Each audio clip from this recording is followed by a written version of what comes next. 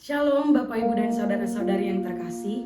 Sebelum kita mendengarkan firman Tuhan, mari kita bersatu di dalam doa. Tuhan Allah yang bertahta di dalam kerajaan surga, terima kasih untuk hari yang baru yang Kau berikan kepada kami.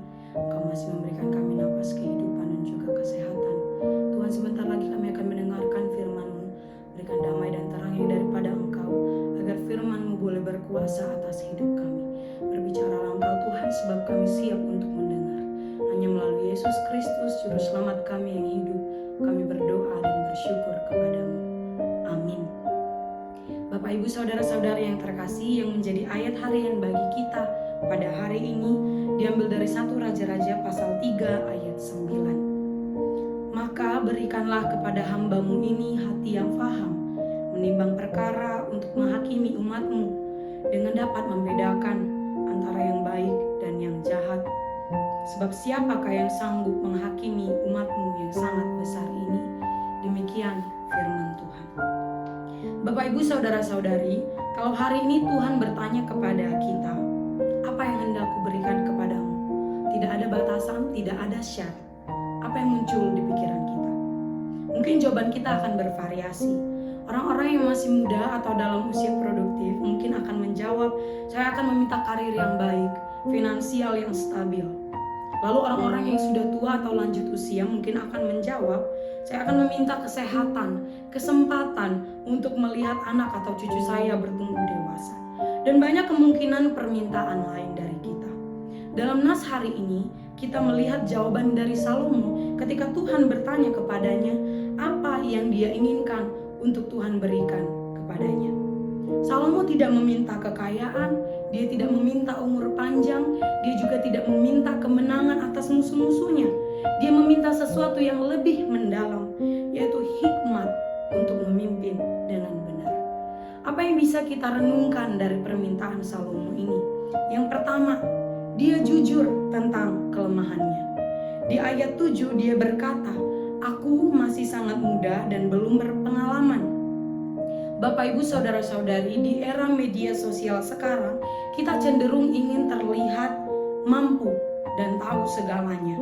Rasanya memalukan kalau sampai orang lain tahu kita punya kekurangan. Tapi di hadapan Tuhan, justru kejujuran itu yang membuka pintu hikmat. Orang yang merasa dirinya sudah pintar tidak akan pernah sungguh-sungguh meminta hikmat dari Tuhan. Lalu yang kedua, Salomo tidak meminta untuk dirinya sendiri.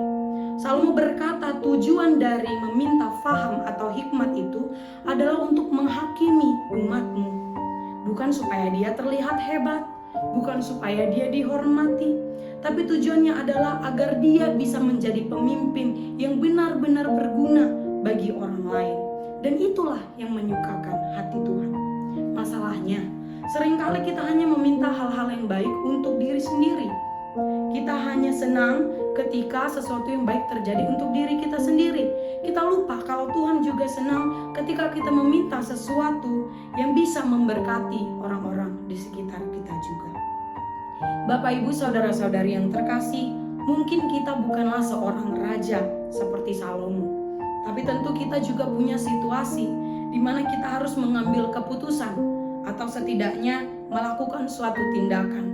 Semua itu memerlukan tidak hanya logika atau kecerdasan belaka, tapi hati yang paham, menimbang yang baik dan yang benar. Oleh karena itu, mari kita meminta hikmat kepada Tuhan. Inilah kabar baik bagi kita hari ini. Hikmat itu tersedia, seperti yang dikatakan dalam Yakobus 1 ayat 5. Apabila di antara kamu ada yang kekurangan hikmat, hendaklah ia memintakannya kepada Allah, maka hal itu akan diberikan kepadanya. Maka mulai hari ini, sebelum kita melangkah melakukan sesuatu, kita diingatkan, jangan hanya mengandalkan pikiranmu sendiri, jangan merasa kamu tahu segalanya, melainkan datanglah kepada Tuhan, mintalah hikmat daripadanya. Amin, kita berdoa. Terima kasih Allah Bapa di surga atas firman-Mu yang menyapa kami pada hari ini, yang mengingatkan kami bahwa Engkaulah sumber dari hikmat dan kebijaksanaan. Oleh karena itu mampukan kami untuk memintanya daripada-Mu, agar kami boleh menjalani hidup kami di dalam hikmat dan kebijaksanaan yang daripada-Mu. Tuhan, segala kegiatan kami satu hari ini, kami serahkan seluruhnya ke dalam tangan pengasihan-Mu. Biarlah Engkau yang melindungi, yang menyertai kami. Ampunkan kami dari salah dan dosa kami, agar kami layak di hadapan Tuhan. Biarlah kehendak-Mu yang terjadi di dalam kehidupan kami. Hanya melalui Yesus Kristus, Juru Selamat kami yang hidup